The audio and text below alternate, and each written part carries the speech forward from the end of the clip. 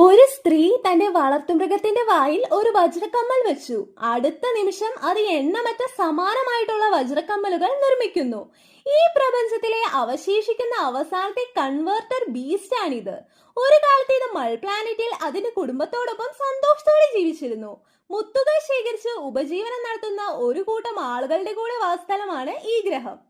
മുത്തുകൾ ഇരട്ടിപ്പിക്കാനും ആ ഊർജം ഭൂമിയിലേക്ക് തിരികെ നൽകി പ്രകൃതിയുമായി ഇണങ്ങി ജീവിക്കാനും അവർ ഈ കൺവേർട്ടർ ബീസ്റ്റുകളെ ഉപയോഗിച്ചിരുന്നു. എന്നാൽ അന്ന് മനുഷ്യൻ തുടങ്ങിയ ഒരു യുദ്ധം മൾ പ്ലാനറ്റിലെ സമാധാനം തകർത്തു. എണ്ണമറ്റ യുദ്ധക്കപ്പലുകൾ ആ ഗ്രഹത്തിൽ തകർന്നു വീണു. പാവം കൺവേർട്ടർ ബീസ്റ്റുകൾ ഭയന്നു വിറച്ചു.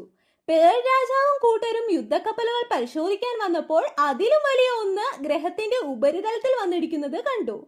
അവർ വേഗത്തിൽ തകർന്ന കപ്പലിന്റെ അവശിഷ്ടങ്ങൾക്കിടയിൽ ഒളിക്കാനായിട്ട് ഓടി. വാതിൽ മുറുക്കി അടയ്ക്കുന്നതിനിടയിൽ അബദ്ധത്തിൽ വാതിലിന്റെ കൈപ്പിടി ഒടിഞ്ഞുപോയി. കപ്പലിനടുത്തേക്ക് ഓടിയെത്തിയ പേൾ രാജകുമാരിക്ക് പുറത്തു കുടുങ്ങി പോവുകയാണ് ചെയ്തത്.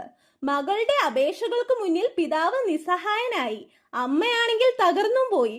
തന്റെ അവസ്ഥ മനസ്സിലാക്കിയ പേൾ രാജകുമാരി മരിക്കുന്നതിന് മുമ്പ് സ്വന്തം ജനതയോട് യാത്ര പറഞ്ഞു. അവൾ തന്റെ ആത്മാവിനെ മോചിപ്പിക്കുകയും ഒരു അപായ സൂചന അയക്കുകയും ചെയ്തു.